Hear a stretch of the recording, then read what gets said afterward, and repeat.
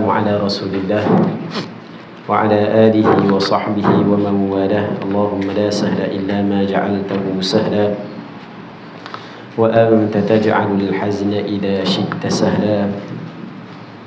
اللهم اجعلنا من السعداء المقبولين ولا تجعلنا من الأشقياء المردودين.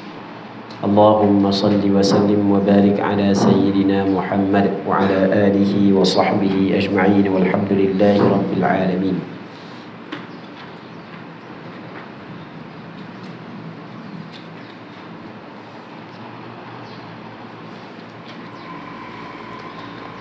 Al-Mabahathul Khamis, mabahath yang kelima. Jadi kita sambung semula pengajian kitab Mabadi' Awwaliyah fi Usulil Fiqhi wal Qawa'id Al-Fiqhiyah. Dan kita cover beberapa kali dah, kitab ini adalah kitab betul-betul permulaan dalam ilmu usulul fiqh. Jadi oleh kerana kitab ini adalah kitab permulaan dalam ilmu usulul fiqh, maka apa hak yang disebut oleh pengarang kita dalam kitab ni perlu kita kena hafal, perlu kita kena tahu, sebab ini bahagian permulaan. Kalau kita tidak hafal, bagaimana kalau kita nak naik kepada kitab yang lebih tinggi? Baik, dengan belajar kitab Mabadi' Awwaliyah, seseorang itu belum lagi mampu untuk menguasai usul fiqh. Ni sebagai tangga asas sahaja. Sebab dalam buku ni banyak lagi benda yang berkait dengan usul fiqh tidak dibincangkan.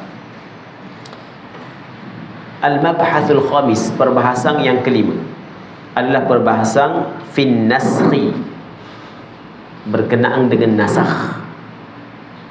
Kita di sana ada istilah yang dinamakan sebagai nasakh. Dalam Al-Quran ada ayat Allah Ta'ala berfirman, ma nansakh min ayatin aw nusiha na'ti bi khairin minha aw mithliha. Ma nansakh min ayatin, mana-mana ayat yang kami nasakhkan, aw nusiha, atau kami lupakan, kami tinggalkan, na'ti bi khairin minha aw mithliha, nescaya kami datangkan dengan hak yang lebih baik daripadanya ataupun seumpamanya. Okey, di sana ada istilah nasakh. Sebelum daripada nak cerita makna nasakh mengikut istilah ulama, nak cerita dulu makna nasakh mengikut penggunaan lughah. Wa huwa lughatan al-izalah. Nasakh pada lughah adalah izalah. Izalah ni makna menghilangkan. Tu makna izalah. Nasakh pada lughah, pada penggunaan bahasa Arab dengan makna izalah, menghilangkan. Yuqal, dikatakan pada lughah, nasakhatis syamsu dhilla, telah menasakh oleh matahari adh-dhill, akan teduh. Teduh gelap. Teduh gelap. Matahari menasahkan akan teduh tersebut. Maksud menasakh, menghilangkan. Bila dikatakan nasakhatis syamsu adh-dhilla idza azalathu wa rafa'athu bimbisatiha, apabila telah menghilang, apabila menghilanglah ia asyams, hu akan dia akan adh-dhill, wa rafa'athu, dan mengangkat, menghilanglah ia asyams, hu akan dia akan adh-dhill, bimbisatiha, dengan terbentang luasnya asyams. Jadi apabila matahari terbentang luas, baik, terbentang matahari, maka teduh-teduh akan hilang. Orang Arab guna perkataan tersebut, nasakhatis syamsu adh-dhill. Wa syar'an, dan pada syarak, nasakh pada syarak. Okey, waqila, dan kata qil, ma'nahu an-naql. Makna nasakh adalah an-naql, pindah, saling. Pindah, saling. Okey, kita saling buku, itu dipanggil nasakh. Min qawlihim, daripada perkataan mereka itu, al-Arab nasakhtu ma fi hadzal kitab idza naqalta ma fihi ila akhar. Aku telah nasakh, telah memindah dan telah menyalin akan barang yang ada di dalam kitab ini. Bilakah mereka itu kata gini, nasakhtu ma fi hadzal kitab, aku telah menyalin, aku telah memindah barang yang ada dalam kitab ini. Idza naqaltu ma fihi ila akhara, apabila aku memindahkan barang yang ada padanya ila akhar, kepada akhar, kepada kitab yang lain, kepada suatu yang lain. Kita panggil nasakh, cetok, benda salin, nasakh salin. Baik, okay, itu makna dia pada lughah. Okay, kita tengok makna dia pada syarak pula. Wa syar'an, dan pada syarak.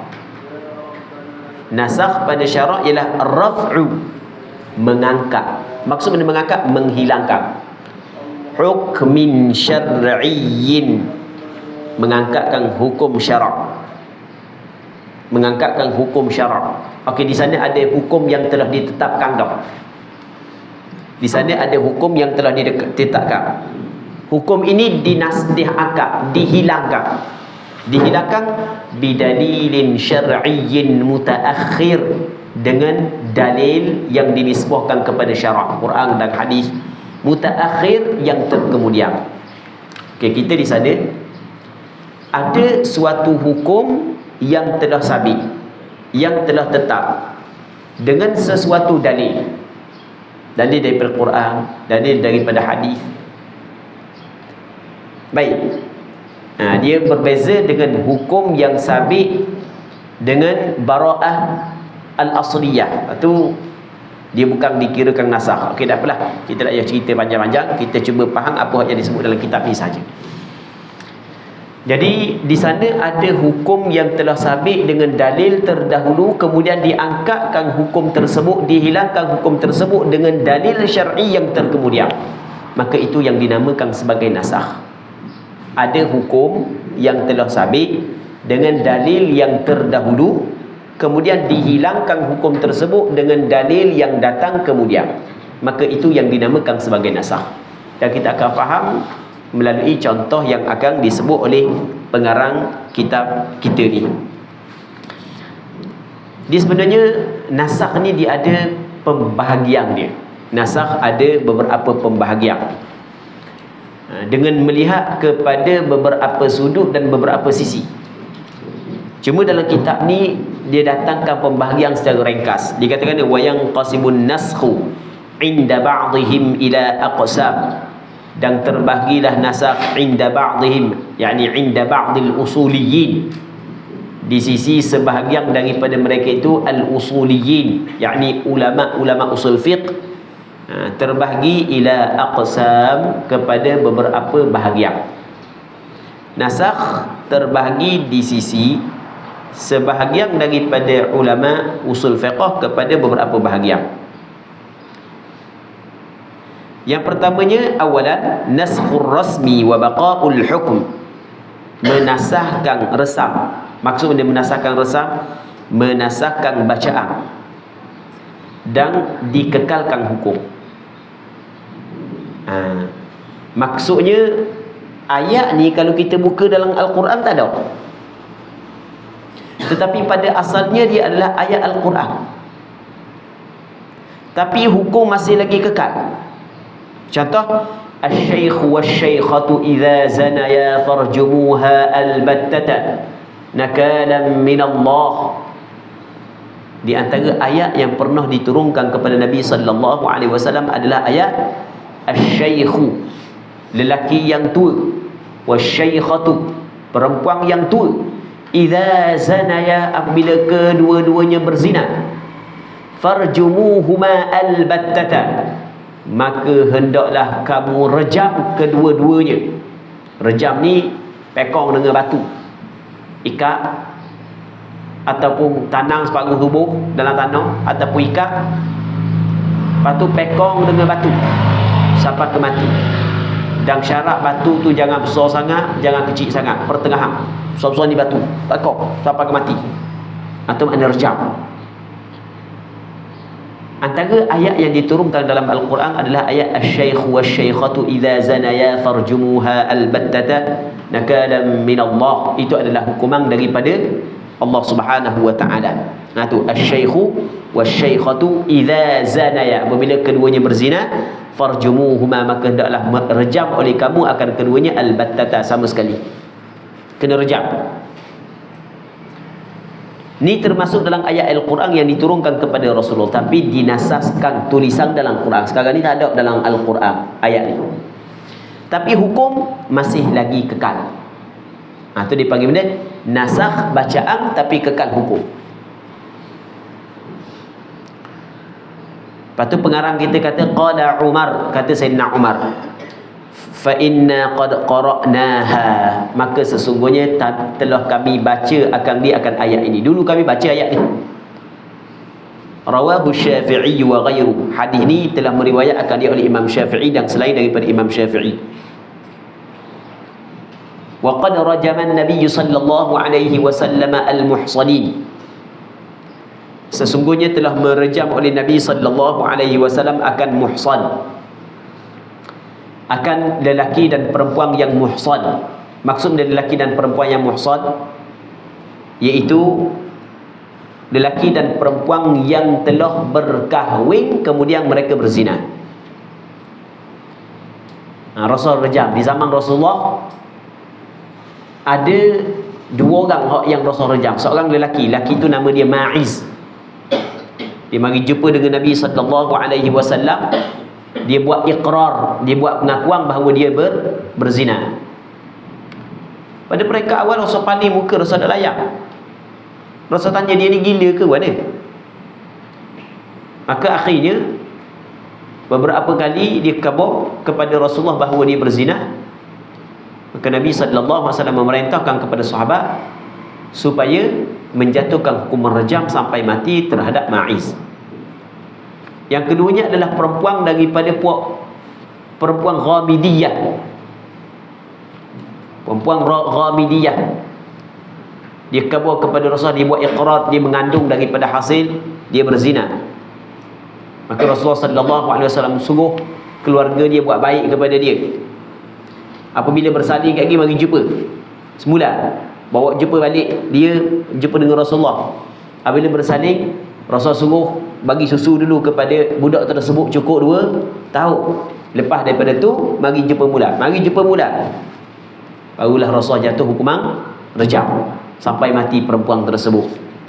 Begitu juga di zaman-zaman para sahabat, ketika para sahabat menjadi pengganti Rasulullah sallallahu alaihi wasallam, Sayyidina Umar menjatuhkan hukuman rejam sampai mati kepada pengzina yang telah berkahwin. Baik. Itu maksud waqad rajama, bukan rahima, rajama. Tak titik suti tu. Waqad rajama an-nabiy sallallahu alaihi wasallam al-muhsanin, muttafaqun alaihi. Wa huma dan ataupun al-muhsanain. Al-muhsanin, al-muhsanain, tu nanti kena tengok dalam hadis semula macam mana. Sekejap anda tengok kejap. Tengok dalam hadis kejap. Sebab kalau tengok kepada wahuma macam ke al-muhsanain.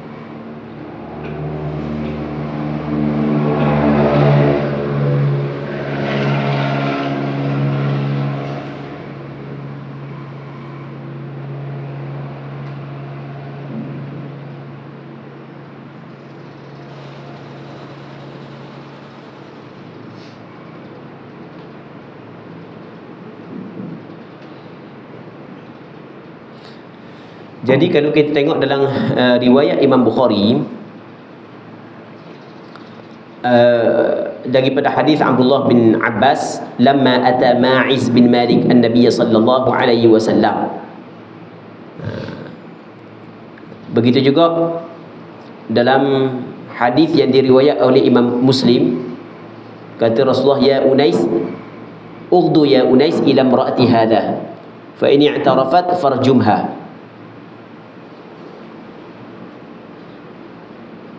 Baik, jadi kalau gitu kena kata al-muhsanain. Wa qad rajama an-nabiy sallallahu alaihi wasallam al-muhsanain, sesuai dengan dikata al-huma wa huma al-murad bis-syaikhi was-syaikhah. Rasulullah sallallahu alaihi wasallam pernah merejam akan dua muhsan, dua orang hak yang telah pernah berkahwin tapi dia berzina. Cuma kalau kita tengok kepada hadis, dia sebenarnya ulama berbeza pandangan. Ni kita bincang lebih panjang lagi. Kalau kita nak bincang lebih panjang, kalau kita tengok dalam hadis, yang pertama ada Rasulullah melakukan rejam kepada Ma'iz bin Malik. Yang keduanya seorang perempuan Ghamidiyah. Ada tak perempuan yang ketiga yang Rasul jatuh hukuman rejam? Sebagian ulama kata ada. Sebagian ulama kata hak yang ketiga ni dengan hak yang kedua sama. Sebagian ulama kata yang ketiga dengan yang kedua adalah berbeza. Sebab perkataan wa qad rajama an-nabi sallallahu alaihi wasallam al-muhsanin, boleh dibaca dengan al-muhsanin, boleh baca al-muhsanain. Tapi apabila dikata wahuma, maka kena baca al-muhsanain. Pada zahir gitulah.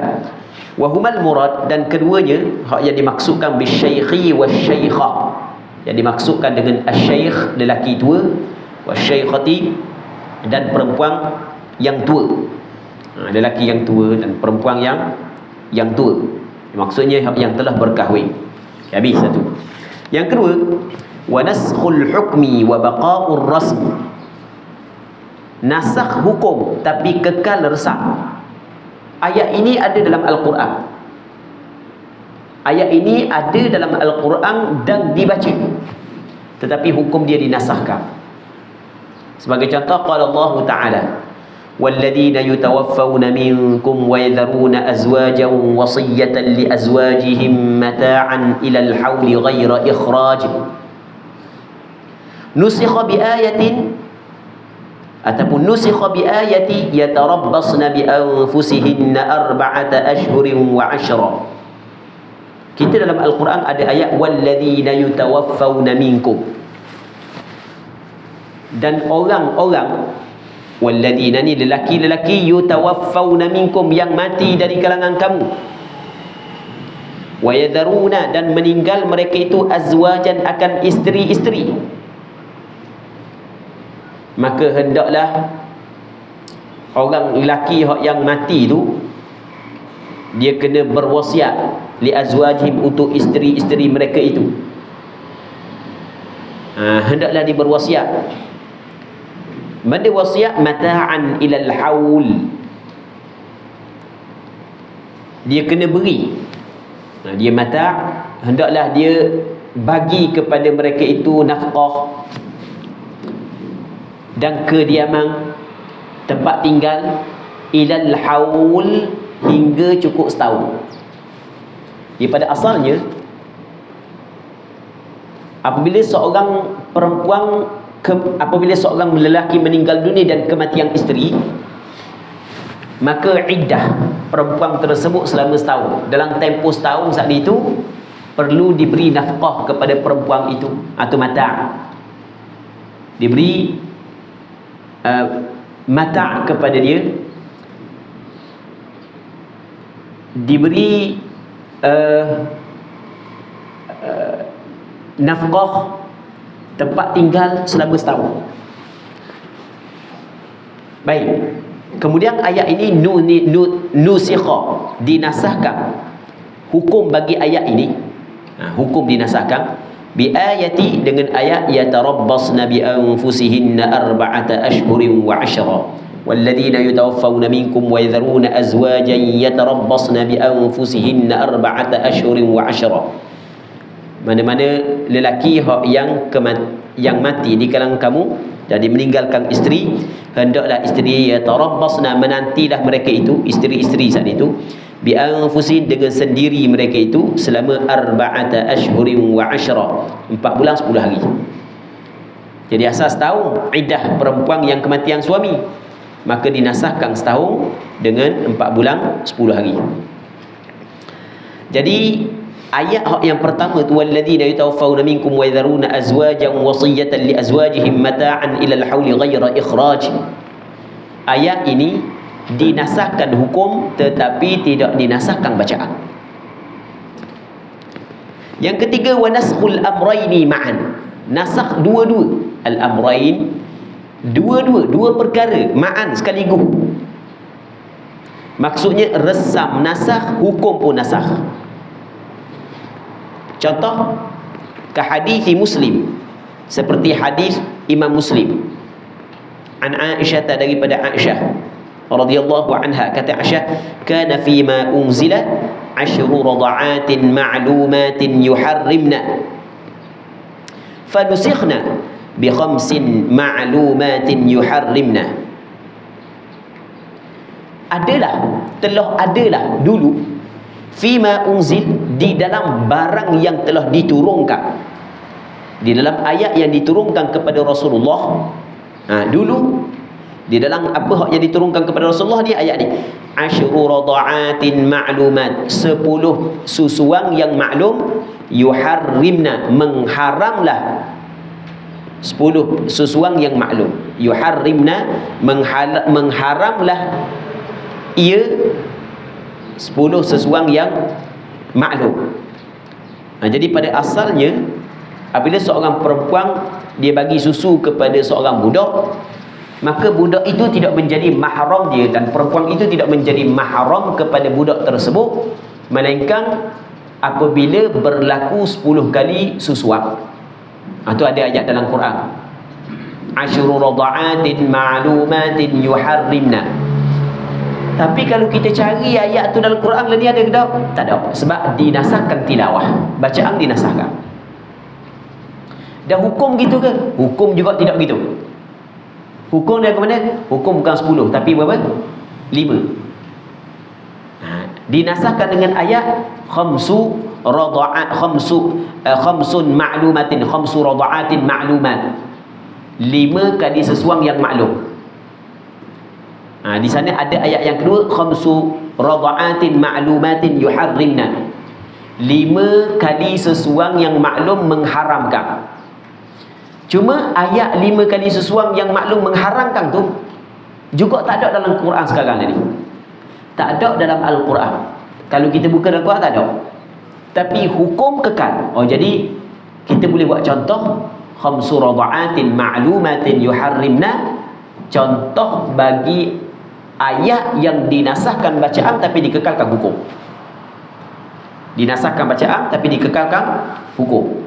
Jadi hukum yang dikekalkan adalah 5 kali penyusuan mengharamkan. Jadi apabila seorang perempuan bagi susu kepada budak selama 5 kali, maka budak tu menjadi mahram dia, dia menjadi mahram kepada budak tersebut.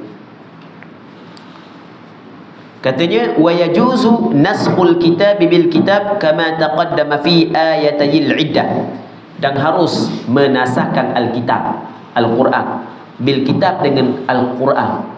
Jadi ayat al-Quran dinasahkan, yang menasahkan juga ayat al-Quran. Kita ada nasikh, kita ada mansukh.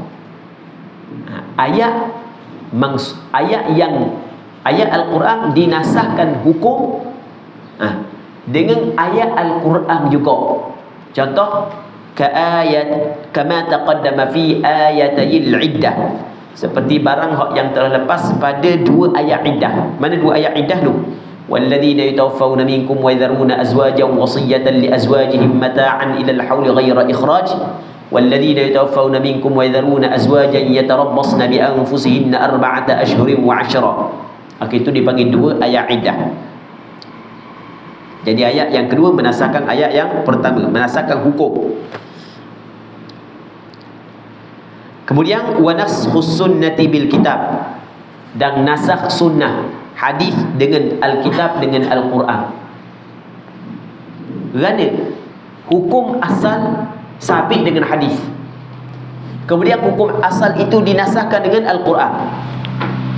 Contoh, kastiqbali baitil maqdis al-thabiti bis sunnatil fi'liyah fi hadithis sahihain, fa innahu sallallahu alaihi wasallam istaqbalahu fi salati 16 syahran nusikha biqaulihi ta'ala fawalli wajhaka syatral masjidil haram. Seperti menghadap kepada Baitul Maqdis, kastiqbalil Baitul Maqdis, menghadap kepada Baitul Maqdis. Yang mana menghadap kepada Baitul Maqdis ini adalah ats-tsabiti, yang sabit, bis sunnatil fi'liyah, dengan sunnah fi'liyah, sunnah yang dinisbahkan kepada perbuatan. Kita sunnah ni kita boleh bahagikan kepada tiga. Yang pertamanya nama dia sunnah qauliyah, sunnah yang dinisbahkan kepada perkataan. Yang keduanya adalah sunnah fi'liyah. Yang ketiganya sunnah taqririyah. Ada sunnah qauliyah, perkataan Rasulullah. Ada sunnah fi'liyah, perbuatan Rasulullah. Ada sunnah taqririyah, maksudnya pengakuan daripada Nabi sallallahu alaihi wasallam. Jadi Rasulullah masa duduk Mekah dulu, Rasul semayang, Rasul akan menghadap kepada Kaabah dan Baitul Maqdis. Lagu mana menghadap kepada Kaabah dan Baitul Maqdis? Gini, ni Kaabah, sini Baitul Maqdis. Rasul semayang hadap kau ni, Rasul semayang akan hadap kau ni. Jadi Kaabah ada kepada Baitul Maqdis pun ada. Apabila Rasul duduk Madinah, Madinah sini, kalau ada kepada Baitul Maqdis, maka Kaabah akan berada di belakang. Kalau ada kepada Kaabah, Baitul Maqdis duduk belakang. Pada awalnya ketika Rasul sampai di Madinah, Rasul menghadap kepada Baitul Maqdis selama lebih kurang 16 bulan. Selama lebih kurang berapa bulan? 16 bulan. Jadi perbuatan menghadap kepada Baitul Maqdis adalah dikirakan sunnah. Perbuatan Rasulullah menghadap kepada Baitul Maqdis dikirakan dia sunnah. Sunnah dia sunnah fi'liyah. Apalagi perbuatan Rasulullah. Maka Allah Ta'ala turun ayat, fawalli wajhaka syatral masjidil haram, maka hadapkanlah mukamu ya Muhammad ke arah Masjid Al-Haram, kepada Kaabah. Maka Rasul pun pusing hadap kepada Kaabah. Jadi yang menasahkan hukum yang sabit dengan sunnah adalah ayat Al-Quran. Itu dipanggil dia naskhus sunnati bil kitab, kastiqbali Baitul Maqdis ats-tsabiti bis sunnatil fi'liyah fi hadits sahihain. Dalam hadis as-sahihain, Sahih Bukhari dan Muslim, fa innahu, maka sesungguhnya Nabi sallallahu alaihi wasallam istaqbalahu, menghadaplah ia Rasulullah akan Baitul Maqdis fi salati, dalam salat 16 syahran, 16 bulan, nusikha, dinasahkan, akan istiqbal Baitul Maqdis ini dinasahkan biqaulihi, dengan firman-Nya Allah Subhanahu wa taala, fawalli wajhaka syatral masjidil haram, maka hadap olehmu ya Muhammad akan mukamu ke arah Masjidil Haram. Kemudian wa naskhus sunnati bis sunnati, nasahkan sunnah dengan sunnah. Nasahkan sunnah dengan sunnah, maksudnya hukum yang sabit dengan hadis dinasahkan dengan hadis yang lain. Contoh ke hadis Muslim, seperti hadis Muslim, kuntu nahaitukum an ziyaratil qubur fazuruha. Kuntu, dulu aku, kata Rasulullah, nahaitukum, telah melarang oleh aku akan kamu, an ziyaratil qubur, daripada ziarah kubur. pada awal Islam Rasul larang ziarah kubur. Apakah hikmah Rasul larang ziarah kubur?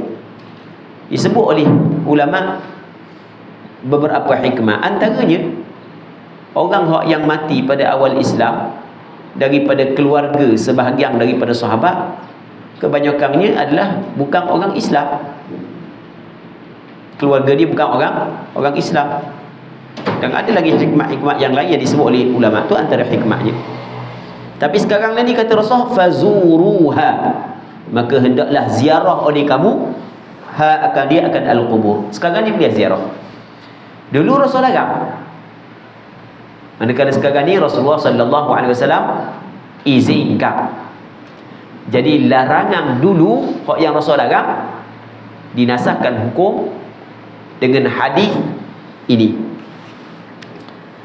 Wa qala ba'dhum, dan telah berkata oleh sebahagian mereka itu al-usuliyin, ulama-ulama usul fiqh, yajuzu naskhul kitab bis sunnah, harus nasakh kitab dengan as-sunnah, harus nasakh al-Quran dengan as-sunnah. Maksud benda harus nasakh al-Quran dengan as-sunnah, maksudnya harus nasakh hukum yang sabit dengan al-Quran dengan hadis Nabi sallallahu alaihi wasallam. Hukum tu sabit dengan al-Quran tapi dinasahkan dengan hadis. Harus. Baik. Ini kata sebahagian ulama. Namun ada sebahagian ulama yang lain, ulama usul lain mengatakan tak boleh. Kerana al-Quran adalah mutawatir. Manakala hadis kebanyakannya adalah hadis ahad. Ada juga hadis mutawatir, tapi kebanyakan hadis adalah hadis ahad. Hadis ahad hanya dia bersifat dhanni, bukan qat'i. Manakala Quran adalah mutawatir, maka bersifat qat'i. Maka tidak boleh perkara hak dhanni nak menasahkan hak yang qat'i. Maka itu pandangan sebahagian daripada ulama usul fiqh. Baik. Tapi sebahagian yang lain kata boleh. Contoh kaqaulihi ta'ala, seperti firman-Nya Allah Ta'ala, kutiba alaikum idza hadara ahadakumul maut in taraka khairanil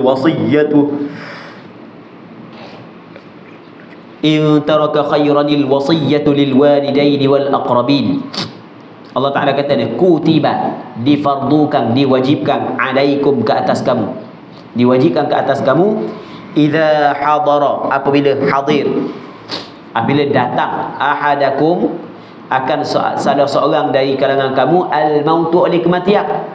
Apabila seorang tu nak mati, maka diwajibkan, in taraka khaira, jika meninggallah ia khairan. Apa dia khairan?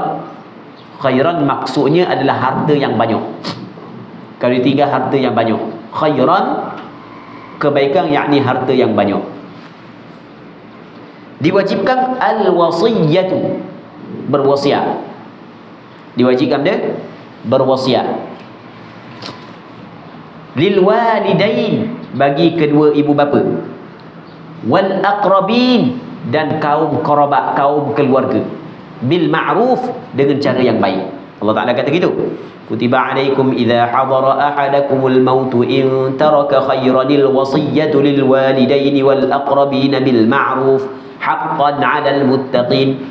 Hukum itu sabit dan sebenar ke atas orang yang bertakwa.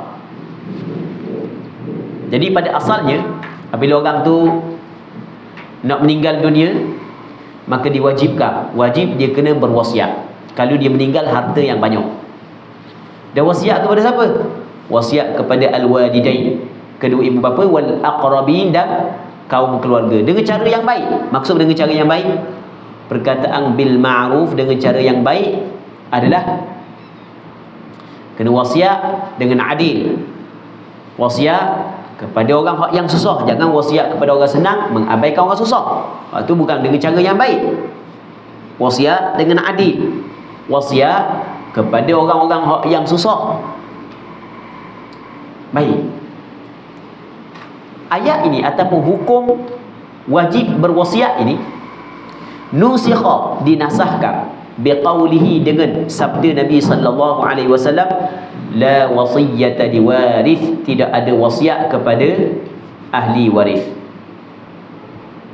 Jadi ayat saat itu dinasahkan hukum berwasiat kepada ahli waris dengan hadis kata Rasulullah, innallaha a'ta kulli haqqin haqqah ala la wasiyata liwarith. Sesungguhnya Allah Taala telah memberi akan setiap orang yang berhak akan haknya. Setiap ahli waris ada hak dia dah.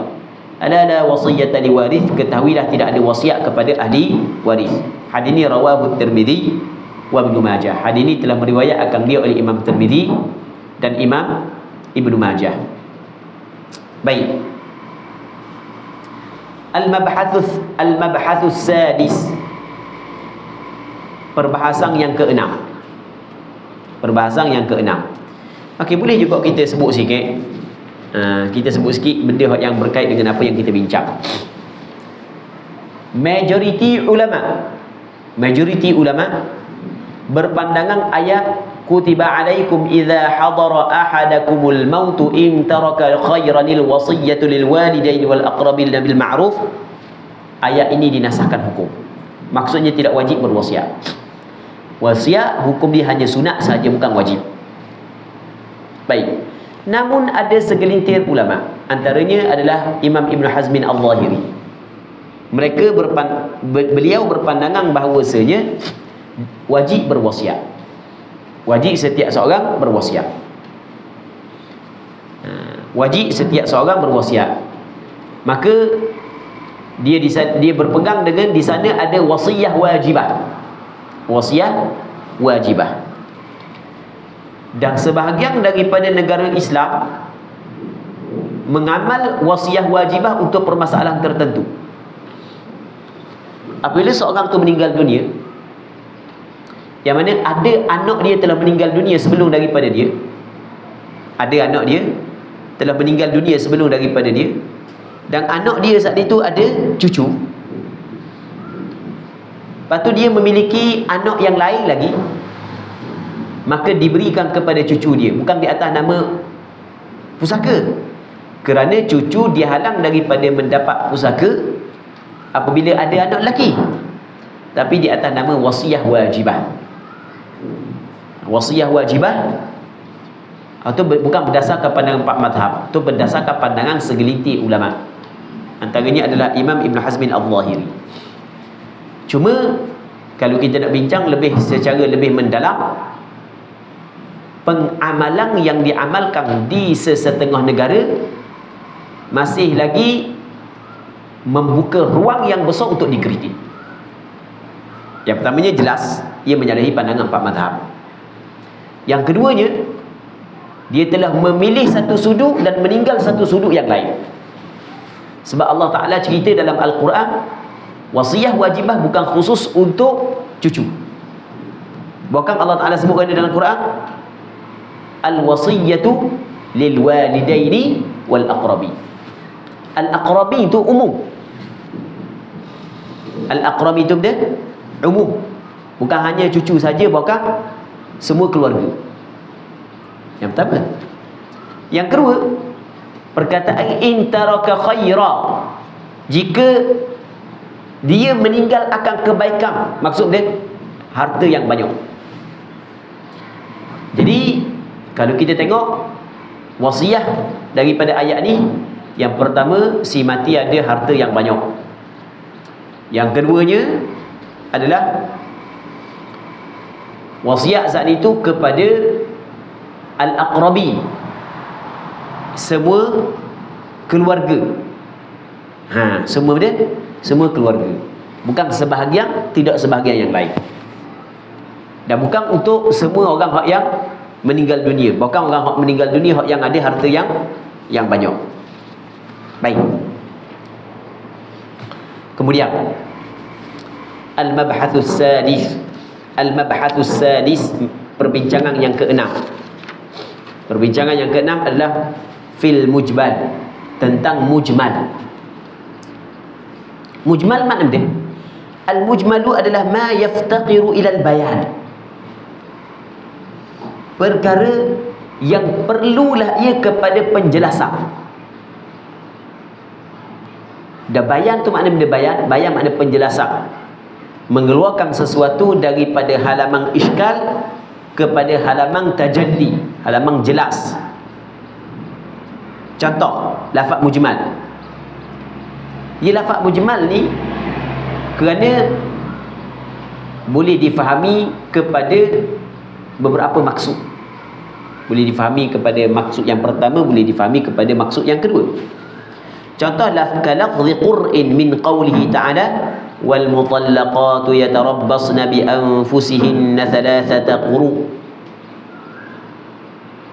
Seperti lafaz qar, lafzi qar'in, seperti lafaz qar daripada firman Allah Ta'ala wal mutallaqatu, perempuan-perempuan yang dicerai oleh suami, yatarabbasna, hendaklah menanti mereka itu, beriddah mereka itu, bi anfusihin, dengan sendiri mereka itu, selama thalathata quru, 3 kali quru.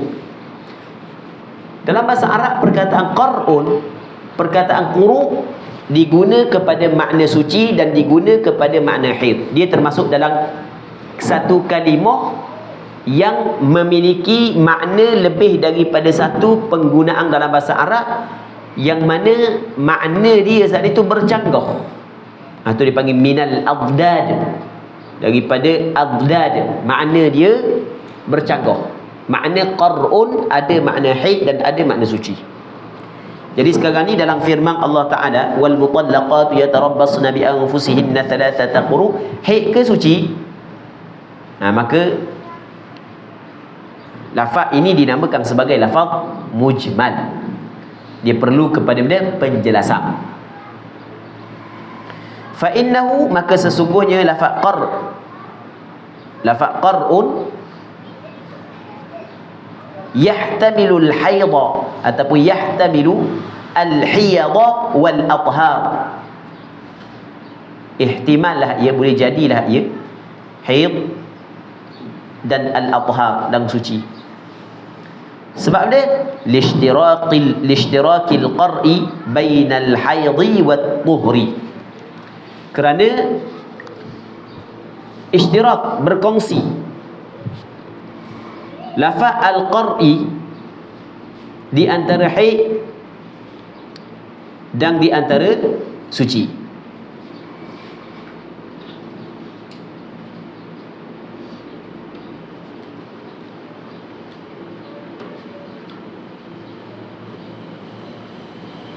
Ataupun kita baca dengan qur'i, boleh juga. Kalafzi qur'in min qawlihi ta'ala quru, ishtirakil qur'i bainal haidhi wat tuhur, kerana berkongsi lafaz qur' di antara haid dan suci. Tengok mana lebih betul baca al-qur'i ke al-qur'.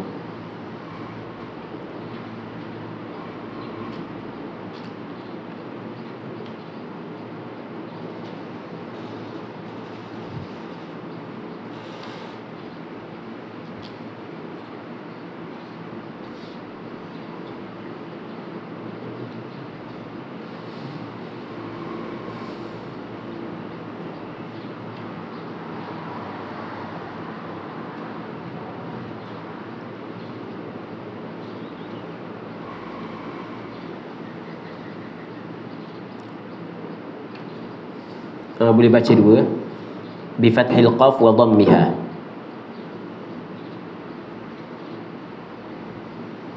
Boleh baca qar'un, boleh baca qur'un. Katanya wal bayan, apa makna bayan? Saat ni mujmal adalah ma yaftaqiru ila al bayan. Apa makna bayan? Ikhraju syai' min hayyizil ishkal ila hayyizit tajalli wa huwa anwa', mengeluarkan sesuatu daripada kawasan iskal kepada kawasan tajalli, daripada iskal, daripada tidak jelas makna dia kepada makna yang jelas. Wa huwa, dan itu bayan anwa', ada beberapa bahagian. Bayang ini ada beberapa jenis, beberapa bagai. Al-awwal, yang pertama adalah bayanun bil qaul, penjelasan saat itu dengan perkataan. Contoh ka qaulihi ta'ala fi shaumit tamattu', seperti firman-Nya Allah Subhanahu wa taala pada puasa tamattu'.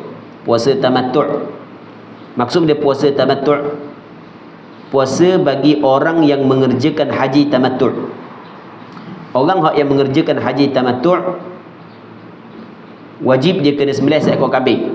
Faman tamatta'a bil umrati ila al hajj famastaysara min al hajj. Dia kena sembelih seekor kambing. Faman lam yajid fasiyamu thalathati ayyam fil hajj wa sab'atin idza raja'tum tilka 'asharatun kamilah. Kalau dia tidak mampu, dia tidak dapati kambing untuk disembelih, maka puasa 3 hari ketika mengerjakan haji dan 7 hari apabila dia balik kampung. Tilka 'asharatun kamilah.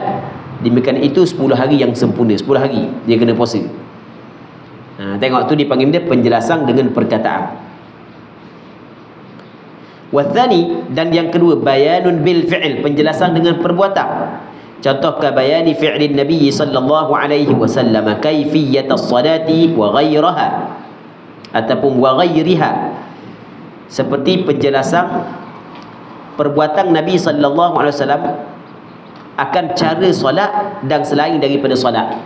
Selain daripada solat, contoh haji, Nabi sallallahu alaihi wasallam menjelaskan bagaimana kau cara melaksanakan solat, mengerjakan haji.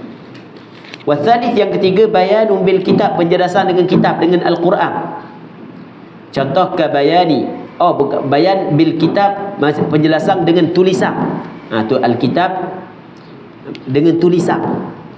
Bukan dengan Al-Quran ni. Dengan tulisan. Contoh ka bayani maqadiri zakat, seperti penjelasan kadar-kadar zakat. Wadiyatil a'dha, dan dia bagi anggota. Kalau orang kerak tangan orang banyak mana kena bayar dia, kerak ling orang banyak mana kena bayar dia. Fa innahu sallallahu alaihi wasallam, maka sesungguhnya Rasulullah bayyanahuma, telah menjelaslah ia Rasulullah akan keduanya, maqadiriz zakah wadiyatil a'dha bi kutubihil masyhurah, di dalam surat-surat Rasulullah yang masyhur. Ada surat-surat Rasulullah yang ditulis oleh para sahabat tentang kadar-kadar zakat. Gitu juga dia bagi anggota. Warabi', yang keempat bayanun bil isyarah, penjelasan dengan isyarat. Rasul jelaskan dengan isyarat. Ka qaulihi sallallahu alaihi wasallam, seperti sabda Nabi sallallahu alaihi wasallam, asyharu hakadha wa hakadha wa hakadha. Kalau kira dalam hadis 2 kali je, asyharu hakadha wa hakadha, dua kali je dalam hadis. Sebulan seperti ini, seperti ini. Kata Rasul bagaimana? Inna ummatun ummiyah, sesungguhnya kami adalah umat yang tidak pandai membaca dan menghitung. La naktubu wa la nahsub. Kata Rasul, asyhahru hakadha wa hakadha, sebulan begiang. Maka perawi hadis dikata ni marratan, yakni marratan, itu ulang perkataan perawi hadis. Rasul isyarat saja, sebulan begiang. Itu Rasul menjelaskan dengan isyarat. Maksudnya ada sebulan 29, ada sebulan 30. Yakni 30 yauman, hari, ataupun 29 hari, yakni 30 hari. Thumma a'ada al-isyarata bi asabi'ihi 3 marrat wa habasa ibhamahu fi ats-tsalitsah isyaratan ila anna asy-syahra qad yakunu 29. Kemudian Rasul mengulangi akan isyarat dengan jari-jarinya 3 kali. Dan wahabasa ibhamahu, dan Rasul menahan akan jari tengah dia. Fi tsalitsati, pada kali yang ketiga. Isyaratan, sebagai isyarat, ila anna asy-syahra, kepada bahawasanya sebulan itu, qad yakunu, terkadang adalah ia 29, 29. So kata asy-syahru hakadha, Rasul buat isyarat 30. Lepas tu wahakadha, Rasul buat isyarat dengan tangan dia 29. Itu penjelasan melalui isyarat. Kemudian al-mabhatsus sabi', perbincangan perbahasan yang ke-7, fil mutlaqi wal muqayyad, pada mutlaq dan muqayyad. Sebelum ni kita bincang berkenaan dengan am dan khas. Am mana benda? Dalam definisi dalam kitab ni, ma'amma syai'aini fa'akthar bila hasr min ghairi hasr, barang yang merangkumi 2 perkara ke atas tanpa ada pembatasan. Itu makna am yang kita bincang sebelum daripada ni. Baik. Ataupun setengah kitab dia kata al-lafzu al-mustaghriqu li jami'i afradihi wad'an wahidan. Okey, itu setengah kitab dia kata gitu. Satu lafaz yang menghabisi bagi semua afradnya, semua benda yang berada di bawahnya saat itu kena belaka. Benda min ghairi hasrin wad'an wahidan. Okey, tak apalah. Hak yang sebelum ni kita bincang dah berkenaan dengan am dan khas. Hak ni kita nak bincang berkenaan dengan mutlaq dan muqayyad. Depan ni kita akan sebut perbezaan di antara am dengan mutlaq. Al-mutlaqu ma dalla 'ala al-mahiyati bila qaidin min quyudiha. Barang yang menunjuklah ia di atas mahiyah, di atas hakikat bagi suatu, tanpa ada qaid, tanpa ada satu ikatan daripada ikatan-ikatannya, ikatan bagi mahiyah. Mutlaq ini adalah lafaz yang menunjuk di atas suatu, lafaz yang menunjuk di atas suatu tapi tanpa ditentukan suatu itu. Sebagai contoh, Allah Ta'ala katakan dalam Quran, fatahriru raqabah, maka hendaklah kamu memerdekakan seorang hamba. Raqabah lafaz mutlaq, seorang hamba. Maksud lafaz mutlaq, lafaz raqabah ini menunjuk di atas seorang hamba tanpa ditentukan mana-mana hamba, tapi seorang. Bukan lafaz yang umum, bukan. Kalau lafaz umum kena mereka habis hamba. Ada 3 juta kena 3 juta. 200 kena 200. Itu lafaz umum. Tapi raqabah bukan lafaz umum, lafaz benda mutlaq. Hendaklah memerdekakan seorang hamba. Seorang hamba. Seorang hamba, mana-mana hamba tak ada masalah. Itu dipanggil dia menunjuk di atas hakikat tanpa diqaidkan dengan qaid bagi hakikat tersebut. Okey, kita contoh. Kita katakan ni, akrim tullaban, hendaklah memulia oleh kamu tullaban, jamak taksir, akan pelajar-pelajar. Tullaban dipanggil lafaz mutlaq. Asal kata penuntut ilmu, hendaklah kamu memuliakan. Dan kalau memuliakan 3 orang, maka sudah mencukupi.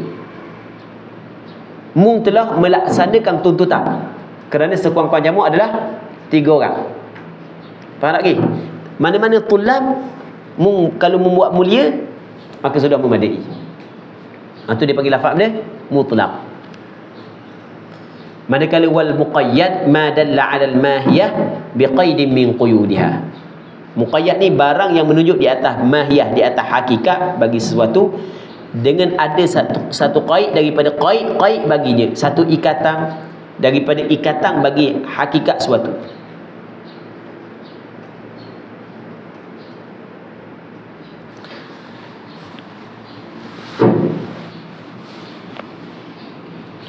Baik. Lepas tu dia katakan, wa'lam, ketahui olehmu, annal khitab, bahawa sebenarnya khitab. Khitab ni kalau sebut kata khitab, kalau sebut kata khitab, Al-Quran, As-Sunnah, itu makna khitab. Khitab Allah Subhanahu wa ta'ala yang merangkumi Al-Quran dan As-Sunnah. Ketahui olehmu bahawasanya khitab, idza warada, apabila datanglah ia khitab mutlaqan, secara mutlak, yabqa ala itlaqihi, maka kekallah ia khitab itu di atas itlaqnya. Tidak perlulah kita nak qaid-qaidkan. Tidak perlulah kita nak qaidkan khitab hak yang datang secara mutlak. Tapi wa in warada muqayyadan yabqa ala taqyidi, dan jika datanglah ia secara muqayyad, kekallah ia di atas taqyidnya, di atas diqaidkannya. Kalau dia datang secara muqayyad, maka kita kena kekalkan di atas qaid dia saat itu. Wa in warada mutlaqan fi mawdi'in wa muqayyadan fi mawdi'in akhar, yuhmalul mutlaqu 'ala al muqayyad. Dan jika datanglah ia khitab secara mutlak, pada satu tempat, wa muqayyadan dan secara muqayyad fi mawdi'in akhar, pada tempat yang lain, yuhmalul mutlaqu, maka diletakkan mutlaq itu alal muqayyad, di atas muqayyad. Okey, kita buat contoh Kita buat contoh. Dalam Al-Quran ada ayat Allah Ta'ala kata lagu mana? Allah Ta'ala memerintahkan kepada Banu Israel supaya sembelih seekor lembu. Inna Allaha ya'murukum an tadbahu baqarah.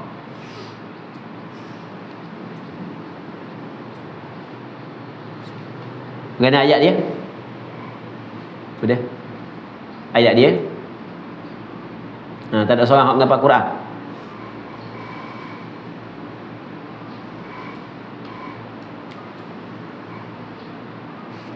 Ingat tak? Mana ayat dia? Kena baca daripada awal. Tu an tadbahu baqarah qalu atattakhiduna huzwa. Ayat sebelum dia. Ingat?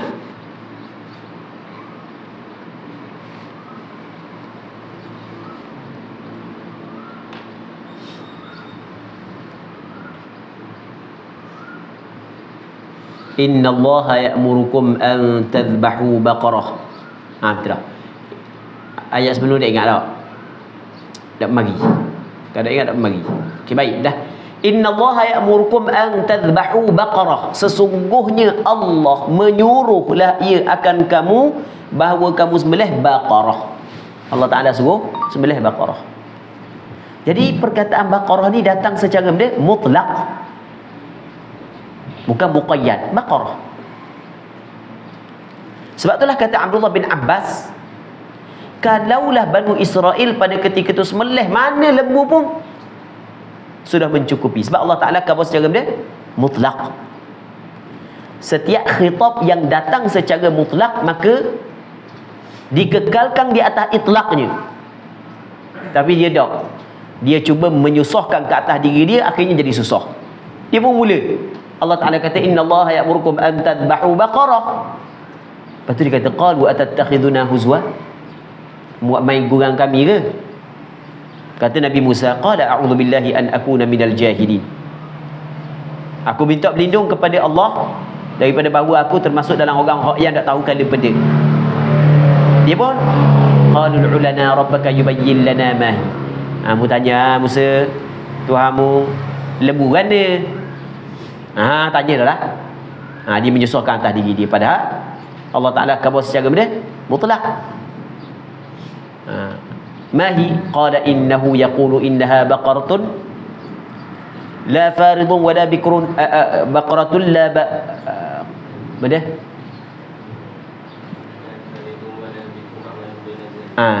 La qala innahu yaqulu innaha baqaratun la faridun wala bikrun awalun baina dhalik faf'alu ma tu'marun. Qalu lana rabbaka yubayyin lana ma launuha. Qala tanya warna pula. Sani Allah Taala tanya khabar dah. Bukanlah tua sangat, bukanlah muda sangat, pertengahan. Buatlah benda yang diperintah. Dia bertanya, qalu lana rabbaka yubayyin lana ma launuha. Warna dia pula. Allah Taala qala innahu yaqulu innaha baqaratun safra'u faqi'un launuha. Warna kuning gelap. Tasurrun nadhiri, orang tengok suka, menarik perhatian orang. Ditanya lagi qalu lana rabbaka yubayyin lana ma hi innal baqarata syabaha alaina. Sesungguhnya lembu saat ni tu banyak sangat sampai tak jelas kesamaran. Wa inna insyaallahu lamuhtadun. Tapi sesungguhnya kami jika menghendaki oleh Allah Subhanahu Wa Taala kami akan dapat petunjuk jugalah. Qala innahu yaqulu innaha baqaratun la dalulun tuthirul arda wa la taskil hartha musallamatun la syiyata fiha. Tidak diguna untuk buat bekerja, lepas tu tidak ada belang. Dia kata baru sini baru mu datang qalul ana jita bil haqq. Barulah mu datang benda yang sebenar. Akhirnya mereka hampir tidak mampu untuk buat. Wa ma kadu yaf'alun. Jadi kalau dia faham ayat zani tu, mula-mula Allah Taala suruh sembelih seekor unta seekor lembu secara mutlak, tak perlu dah tanya sifat mana, asal kata datangkan sembelih seekor lembu sudah mencukupi dan memadai. Baik. Okey, itu sebagai contoh datang secara mutlak. maka kita kena kekalkan di atas itlaq dia. Yang keduanya, kalau didatangkan secara muqayyad, ada ayat Quran Allah Taala kata ni, fatahriru raqabatin mu'minah, maka mu kena merdeka seorang hamba yang beriman. Okey, diqaidkan dengan iman. Jadi kita kena kata ni, tak sah memerdekakan hamba yang kafir. Mesti kena merdekakan hamba yang beriman. Sebab Allah Taala telah mengqaidkan. Lepas tu ada juga dalam Al-Quran, satu tempat Allah Taala kata fatahriru raqabah, satu tempat yang lain Allah Taala kata fatahriru raqabatin mu'minah. Adakah perkataan fatahriru raqabah dikekalkan di atas itlaq dia, ataupun ditanggungkan hak yang mutlak di atas muqayyad? Hak yang dak kata mukminah juga dikatakan mukminah, sebab ada ayat lain mengatakan mukminah. Dalam ni ada perbincangan yang panjang di kalangan ulama usul fiqh. Mazhab Imam Syafi'i ditanggungkan hak yang mutlak di atas hak yang ditanggung hak mutlak di atas hak yang muqayyad. Jadi mesti kena memerdekakan seorang hamba yang beriman. Contoh karraqabati, seperti hamba, asal raqabah batang leher, hamba. Quyyidat, yang diqaidkan bil iman, dengan iman fi ba'dil mawadhi', pada sebahagian daripada tempat dalam Al-Quran.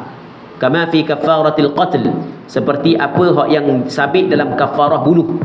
Kafarah bunuh fi qaulihi ta'ala, pada firman Allah Ta'ala, Tuhan kata fatahriru raqabatin mu'minah. Dalam kafarah bunuh, orang hak yang bunuh orang wajib dia kena bayar kafarah. Di samping dia kena bayar diat. Diat tu kafarah tu orang tu dia bawa kereta, tiba-tiba langgar orang, nasallallahu salamata wal afiyah, mati, maka wajib dia kena bayar kafarah.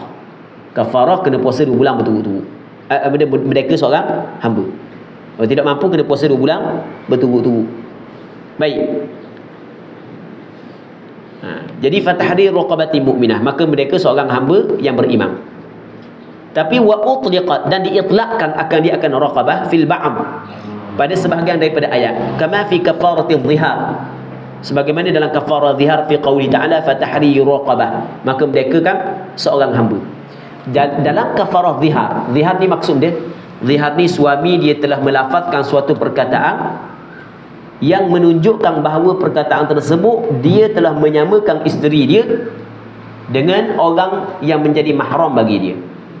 Itu makna zihar. Maka zihar ada kafarah dia. Dalam kafarah zihar Allah Ta'ala sebut fatahriru raqabah, tak ada sebut mukminah, datang secara mutlak. Tapi dalam kafarah qatl sebut secara mutlak. Sebagian ulama dia kata kafarah zihar cukup memerdekakan seorang hamba, tapi disyaratkan iman. Kafarah al-qatl merdekakan seorang hamba yang beriman, sebab Allah Ta'ala sebut lagu tu. Masa Imam Syafi'i dia kata mana, walaupun hak nu hukum dia berbeza, ataupun hak nu sebab dia bunuh, hak ni sebab dia zihar, tapi hukum dia sama-sama kena kafarah, maka ditanggungkan akan hak yang mutlak di atas hak yang muqayyad. Sebab tu dalam mazhab Imam Syafi'i kata, orang hak yang melakukan zihar, lelaki yang melakukan zihar, wajib dia kena merdekakan seorang hamba yang beriman. Kemudian al-mabhatsul tsamin, perbahasan yang ke-8, fil mantuqi wal mafhum. Allah Subhanahu wa ta'ala a'la wa a'lam. Jadi untuk hari ini kita berhenti sini dulu. Jadi kita mengharapkan apa yang kita bincang ada manfaatnya. Allah Subhanahu wa ta'ala a'la wa a'lam. Sallallahu ala sayyidina Muhammad wa ala alihi wa sahbihi ajma'in. Walhamdulillahi rabbil alamin.